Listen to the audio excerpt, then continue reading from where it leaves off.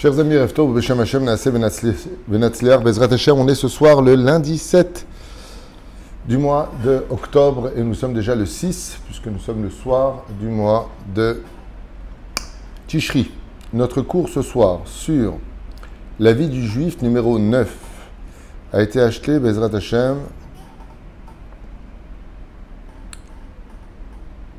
pour l'élévation de l'âme de Avram ben Fibi, Bezrat Hashem, et aussi pour l'élévation de l'âme de Michael ben Sion, le papa de Hari Twitou. Ruach Hashem tenachenam began Eden elon vechol ashorvim imam bichlal arachamim v'seluchot. Vechen yehi ratzon v'nomar amen, tihi nishmatam tzor tzor achaim. Il ratzon que le mérite de cette étude y aller mamash le ilouy nishmatam. Je suis qu'on devrait faire le 8, donc en réalité ce soir, puisque ce sera la veille. Nous sommes dans cette série de cours, une fois de plus, que je conseille vivement à tout le monde de voir, pas simplement dans cette période de Teshuvah, mais toute l'année durant, ce chiour sur la vie du juif, puisque nous traversons l'alphabet des lettres sur lequel le principe fondamental du judaïsme est basé. Nous avons fait la lettre Aleph, la lettre Bet, Gimel, Dalet, et basé sur le tikkun de Rabbeinu, Nissim, Shruto Yalgen al-Kol Am Israël, et que Bezrat Hashem, par le mérite de cette étude, il nous ramène nos otages et Ishmor al-Chayalin, Voton Mikol Tsara, Mtsuka, Mikol Nega ou Machala. On est arrivé avec la lettre tête. Donc, une fois de plus, il faut regarder le premier cours, le deuxième, le troisième, le quatrième. Je vous affirme que c'est très intéressant. On parle et de Moussar, et de Halacha, et de conduite vis-à-vis de la vie du juif. Il faut savoir que tous les cours que vous entendez sont à prendre très au sérieux, puisque devant le Beddin, à 120 ans pour chacun de nous, vous aurez répondre à exactement tout ce qui a été formulé ici. Pour pouvoir être conscient de la gravité des choses, il faut les étudier. La majeure partie des avérotes que nous faisons, des péchés donc à proprement dit que nous faisons, viennent du fait qu'on ne prend pas au sérieux les choses. Par exemple, une personne inconsciente va caresser un lion dans un zoo. Et elle ne se rend pas compte que le lion ne le connaît pas, qu'il représente de la nourriture pour lui. On a vu plusieurs cas, entre autres en Inde et ailleurs, où des gens ont perdu leur main ou un bras parce qu'ils ont joué à un jeu avec des crocodiles, avec des lions. Et c'est en perdant ce membre, en hurlant de douleur, en se retrouvant à l'hôpital, que les gens ont réalisé, comme cette femme qui se trouvait à un zoo en Inde et qui est sortie bêtement de la voiture alors qu'il était stipulé, ne sortez surtout pas des voitures, fermez les portes et fermez les fenêtres. Elle n'a pas tenu compte de ça, elle est sortie de la voiture et un tigre bien bondi de nulle part et l'a coupé en deux, l'a pris en deux et est parti avec. Et depuis cet incident, beaucoup de gens maintenant font attention. C'est un petit peu ce qui se passe. Le problème qu'on a, c'est que quand on fait quelque chose dans ce monde, on n'en voit pas les conséquences. Que ce soit pour le bien comme pour le mal, on ne voit pas directement les conséquences de nos actes. Mais ce que vient nous apprendre la Torah, c'est que on crée des spectres, des êtres extrêmement dangereux qui nous accusent devant le trône divin, qui veulent notre mort, qui nous poursuivent, parce qu'on ne fait pas ce que la Torah nous demande. Nous sommes dans la lettre tête, donc nous allons commencer, Bezrat Hashem, en souhaitant à tous une excellente santé, une bonne année, Bezrat Hashem, et d'être tous inscrits dans le livre de la vie, puisque nous sommes dans la période des 10 jours de pénitence.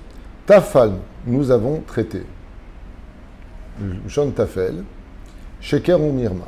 C'est-à-dire que nous avons mené de façon assez flagrante, pour nous en sortir, une espèce de couloir, de raccourci pour tronquer l'autre, qu'on appelle le mensonge ou la tromperie. Et la vérité est très dure à assumer. Quand on fait des choses, ou qu'on a des comptes à rendre, ou qu'on se retrouve coincé, on utilise très souvent le joker du mensonge pour essayer de s'en sortir. Et il faut savoir que Dieu déteste les menteurs. Rabbi Nachman rajoute, et il dit, que les mensonges sont si graves dans le ciel, que même pour des bêtises, pour un mensonge qui vraiment n'est pas grave, c'est considéré comme étant une personne de non-confiance dans le ciel. Il faut toujours être précis. Par exemple, tu sais qu'il est actuellement 19h. Ok ? Et toi, tu dis, bon, il est 19h15. Style, on est en retard. Ne dis pas, il est 19h15. Dis qu'il est 19h parce que tu sais qu'il est 19h. Mazé méchané. On va dire, qu'est-ce que ça change ? 19h, 19h15. C'est juste pour qu'il se presse. Ne fais pas de choses dans ce domaine. Ou mirma, qui veut dire que ce n'est pas vraiment un mensonge, mais c'est plutôt une façon de tronquer les choses. Bien sûr que le mensonge a le droit d'être dit pour sauver un shlom bayit, par exemple. Ok, pour éviter des disputes. Est-ce qu'elle est rentrée à 8h le père va être très en colère s'il apprend qu'il est rentré après 8 heures. Dans ce cas-là, on dit oui, il est rentré à 8 heures pour éviter coups et blessures et insultes si la personne n'a pas de contrôle sur sa personne. Donc il y a des cas comme on le voit avec Aaron, qui pour sauver des couples, arrondissait les angles, pas qu'il mentait, mais il arrondissait les angles. Ce n'est pas un mensonge, ça s'appelle de la sagesse. Aval, tafal nous sheker au mirma, nous avons utilisé le joker du mensonge et de la tromperie, alors qu'en réalité on aurait mieux fait d'assumer. Pourquoi? Parce que tu rendras des comptes dans le ciel, pourquoi tu mens? Et il faut savoir que les gens qui mentent sont des gens qui créent des barrières entre eux et le Créateur. Timenu etzmenu verayonenu, nous avons rendu ce que nous sommes impurs. Alors il faut savoir que l'impureté, justement, ce sont ces fameuses écorces qui nous empêchent de vivre la réalité, même si on la voit en face. C'est-à-dire que,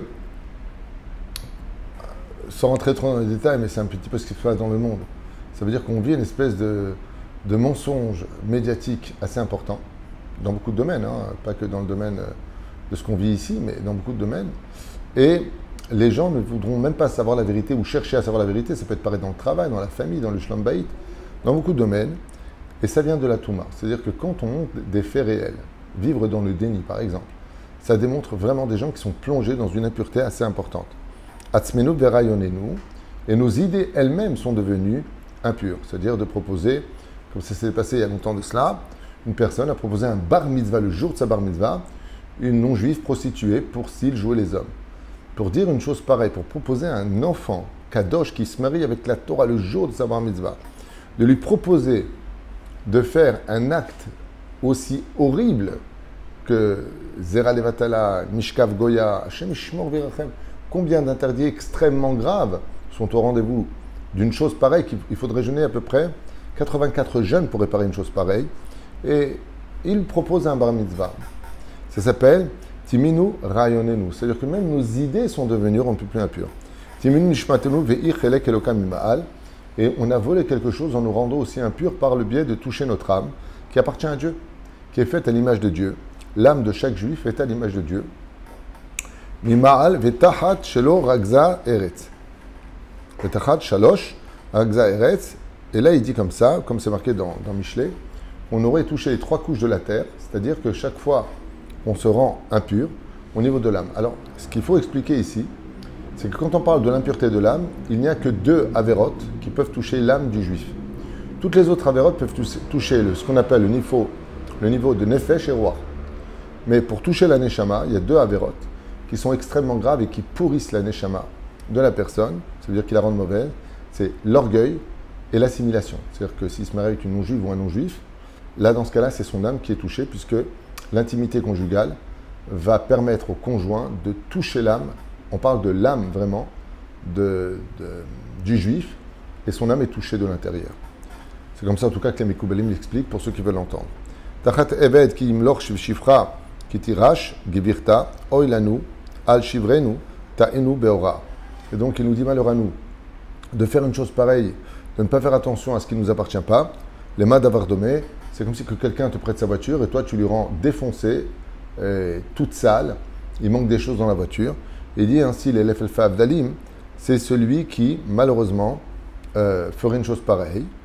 Et donc il dit Tachat Eved ki imlor shifra ki tirash gevirta. Ça veut dire que ça ressemblerait à une servante qui contrôle le corps, c'est-à-dire le Eved, le serviteur, Oilanu al-Shivrenu. Et malheur à nous d'avoir brisé les valeurs d'une Neshama, chose qui pour nous, quand on l'entend, n'a pas vraiment de grande valeur, mais on ne se rend pas compte, comme de manger taref. Ne pas manger kasher, mélanger le lait et la viande, de mélanger les nourritures ensemble, ça rend la Neshama impure. Mais l'otimetem et atzmechem, vous ne vous rendrez pas impur en consommant des choses interdites, car je suis l'Éternel votre Dieu, je suis pur. Ainsi nous dit Hachem. D'où l'importance, Bezrat Hachem, de comprendre, encore une parenthèse, tellement indispensable, que le but de la pratique et de la teshuva, ce n'est pas simplement la pratique et la teshuva, mais de se rendre pur dans les actions que nous mettons en application. C'est-à-dire que si je m'en tiens à mettre des tefilines, manger kasher, faire Shabbat, ce qui est déjà énorme, mais que de l'autre côté, je ne me suis pas élevé dans la spiritualité moralement, c'est-à-dire qu'il y a une espèce de kedusha intérieur. Et pour que vous compreniez bien de quoi je parle, ce qui a fait des grands d'Israël, les grands d'Israël, ce n'est pas autre chose que la pureté qui est en eux. C'était des gens qui étaient kedoshim. C'est pour ça qu'on appelait ça d'ailleurs la chevra kadisha. Les gens qui étaient kedoshim. Et un grand, comme le Rav Ovadia Yosef, le Rav Kanievski, le Rav Shteman, le Rav Benson Abba Shaul, tous les Gdolé Israël, que ce soit Ashkenaz et Sfarad, ils avaient tous un point commun, hormis leur connaissance qui était phénoménale en Torah, mais ce n'est pas suffisant. On peut être un grand rachat et être quelqu'un de phénoménal en Torah, comme Korach ou comme Doeg Adomi. Ce n'est pas ce qui va définir la grandeur d'un Rav. Ce qui finit la grandeur d'un Rav, c'est la Gdusha qui est en lui. C'est-à-dire, le maître, il a de la Hirat Shamaïm, et il ne mettra pas ni ses yeux, ni ses oreilles, ni sa bouche, ni ses pieds dans des endroits qui vont l'éloigner de la Kedusha, de la sainteté de la Torah. Oilainu al shivrenu, malheur à nous sur notre situation qui est terrible. Pourquoi? Parce que, comme j'avais expliqué, je crois, dans le premier ou deuxième cours, c'est que le but du juif, c'est de ressembler à l'âme pure que Dieu lui a donnée dans le monde d'en haut. Comme vous le savez, ce que nous sommes en bas existe en haut. En haut, il existe dans la perfection du potentiel que nous possédons pour le devenir. Et sur terre, nous avons le libre arbitre pour y accéder ou pas. Si nous ne ressemblons pas, comme dans un miroir qui nous reflète, à ce que nous sommes en haut, c'est que malheureusement, nous avons brisé l'image de Dieu sur terre à travers notre mauvaise conduite. Taïnou Beora, nous avons fauté dans nos enseignements, on n'a pas dit ce qu'il fallait faire. Alors, tant qu'on fait un Dvar Torah, je vous le dis dès maintenant, tant qu'on fait un Dvar Torah, c'est-à-dire tant qu'on enseigne quelque chose sur la paracha, sur des midrashim, ça va. On peut laisser passer parce que Shivim Panim la Torah, peut-être qu'il a des références, bien sûr qu'il faut avoir des références. Et non pas comme une fois quelqu'un a raconté une chose qui m'avait beaucoup surpris à la synagogue. Un monsieur pourtant de bonne apparence, de bonne constitution, et qui avait sorti une ch'toute, je n'ai pas osé le reprendre en public, mais ce qu'il disait était tellement absurde en disant que c'est parce qu'on a vu que les Romains portaient des capes qu'on porte le talit. Alors déjà, il faudrait peut-être qu'il étudie un peu plus, parce que le talit, Adam Arishon le portait déjà, donc bien avant les Romains, premièrement, comme explique le Harizal et bien d'autres. Deuxièmement, les Romains sont venus en 4e galoute, alors que le premier à avoir porté le talit, par le mérite du talit, c'était Avram Avinu dans la guerre de Sodome et Gomorre, où là-bas Rashi dit que Dieu lui a donné la mitzvah du talit, donc par le mérite du fil qu'il n'a pas touché, bien avant la sortie des Romains, et que justement, c'est parce que nous portons le talit que les super-héros ainsi que les hauts dignitaires des nations du monde portaient cette cape. Parce qu'il faut savoir qu'une cape, ça handicape le combat. Quand tu portes une cape, ça ne te permet pas de te déplacer comme il faut. Bien au contraire, tu peux avoir ta cape qui se prend dans les roues. Ça ne rend pas service. Mais la reine, bon, elle avait sorti cette bêtise, le pauvre, par ignorance. C'est parce que les nations du monde portaient des capes qu'on porte le talit. C'est vraiment comme si Dieu était à un niveau aussi bas. Il dit, oh ben tiens, j'ai une bonne idée, regardez ce que font les goïms, alors nous on va faire pareil. Il faut vraiment être ignorant pour dire une chose pareille. Mais bon, après tout, c'était juste par rapport à ça. Beaucoup de gens m'ont regardé en me disant le pauvre. Mais par contre, quand il s'agit de Hora, alors quand il s'agit d'Alaha, là, il est préférable de toujours vérifier et de demander. Par exemple, on n'aurait pas le droit, si on entend des halachot qui sont fausses, de laisser passer en disant bon, c'est pas grave, c'est pas important. C'est faux. Dans ce cas-là, quand il s'agit de Shulchan Aruch, de Hora'a, de loi juive, il faut être précis, donner ses références et dire sur qui on s'est basé. Là-dessus, il faudrait faire très attention, non pas comme l'a dit quelqu'un. De toute façon, j'aurai toujours sur qui me baser.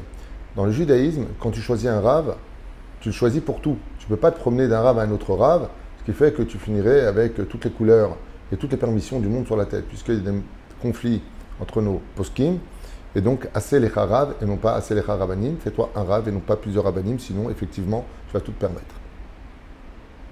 Tiltalnu muktzeh beyom ha-shabbat. Et pour finir, à propos de la lettre tête, nous avons déplacé du muktzeh beyom ha-shabbat. Alors il faut savoir qu'il existe 8 groupes de muktzeh différents. Et qu'est-ce que ça veut dire déplacer le muktzeh? C'est basé sur 2 règles. C'est le prendre dans les mains, prendre quelque chose dans les mains et le déposer. Pour cela, je vous inviterai, Bezrat Hashem, de rentrer et d'écouter les cours sur les 8 muktzeh qu'on a déjà fait il y a peut-être 15 ans en arrière, qui expliquent qu'est-ce qu'on a le droit de déplacer pendant Shabbat, Mishum Melarto Kelish Melarto Leisur, que ce soit Cheskon Kis par exemple, et tous les autres interdits, qu'est-ce qu'on a le droit de déplacer ou pas pendant Shabbat, dans quelles conditions je peux les déplacer mi chamal atzel, est-ce que je peux prendre du soleil et le mettre dans l'ombre? Est-ce que j'ai le droit de toucher? Est-ce que si je le prends et que je donne à une autre personne, est-ce que c'est comme mouxé si on le prend à 2 personnes pour l'emmener au lieu d'une personne pour faire un chinouille? Est-ce que c'est valable? Tout ça, ce sont des lois que chaque juif se doit de savoir. Sinon, il n'aura pas commencé encore à être un vrai Shomer Shabbat. Surtout que le mouxé, c'est-à-dire l'interdiction de déplacer des objets pendant Shabbat, est un interdit qui peut toucher un issour de Horaïta, comme par exemple dans ces 3 conditions qu'on appelle Yachid, Rabim, Carmélite, c'est-à-dire de prati, d'un endroit privé, de ma maison, à l'extérieur d'un endroit où passeraient 600 000 personnes, ou à un endroit comme une cage d'escalier ou une plage qu'on appelle Carmélite, où là-bas c'est ni privé ni public, c'est tout simplement un endroit qui se définit comme étant Carmélite, c'est-à-dire neutre. Voilà plus ou moins ce que l'on peut comprendre. Déplacer un mouktsé, c'est aussi grave que d'allumer la lumière pendant Shabbat. Il faut le savoir.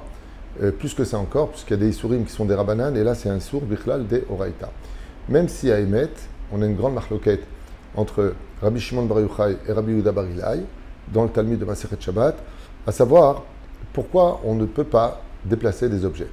Si c'est de Reshut Yahid à Reshut Rabim, d'un lieu privé à un lieu public, ou le contraire, c'est un issour de la Torah. Mais l'objet de par lui-même, ce n'est pas un issour de la Torah, ça c'est des rabanan. Et l'objet, selon Rabbi Shimon Bar Yochai, lui il dit que si les choses dépendaient de lui, il n'aurait pas interdit les mouktse pendant Shabbat. C'est-à-dire qu'on aurait pu tout déplacer selon Rabbi Shimon Bar Yochai, plus ou moins. Rabbi Yehuda Bar Ilai, selon qui la halakha a été fixée, lui dit il faut interdire le mouktse, c'est-à-dire ce qui est interdit de déplacer. Pour quelle raison? Parce qu'il faut rappeler aux Juifs constamment, à chaque seconde du Shabbat, que c'est Shabbat. Et si on lui permet de pouvoir déplacer des objets à sa guise, il en finirait par automatiquement glisser et oublier au niveau de la pensée, de la parole ou de l'action, chas v'shalom, qu'on est dans Shabbat. C'est pour cela que le mouktse existe, pour rappeler constamment la valeur, l'importance de Shabbat, ne pas sortir du contexte de Shabbat. Et c'est pour cela que, comme écrit d'ailleurs le Ben Ishraï, même si, dans l'absolu, je pourrais rentrer si les 9 conditions de la piscine, cette fameuse question, peut-on rentrer ou pas dans une piscine pendant Shabbat? La fameuse question qui est posée, même sur le domaine technique, si on pourrait, parce qu'il y a une safa tout autour, une bordure qui ramène l'eau à l'intérieur, j'ai un maillot de bain qui est en nylon. Le Rav Ovadia dit, si on te pose la question, est-ce qu'on peut rentrer? Tu dis non. Le Rav Ovadia dit, tu diras non. Et on pourrait, dans certaines conditions, que je ne me suis pas, que je ne fais pas tomber mes cheveux, je ne rase pas mes vêtements, il y a toutes sortes de choses. Le Ben Ishraï, lui, ne va pas là-dedans. Le Ben Ishraï te dit, le problème, c'est que quand tu es dans la piscine, tu t'oublies que tu es dans Shabbat. Tu commences à jouer, tu commences à nager. Et la reine, le but, justement, d'éviter tous ces interdits, c'est pour rester dans la valeur, la gdoucha du Shabbat, dans la pensée, la parole et l'action.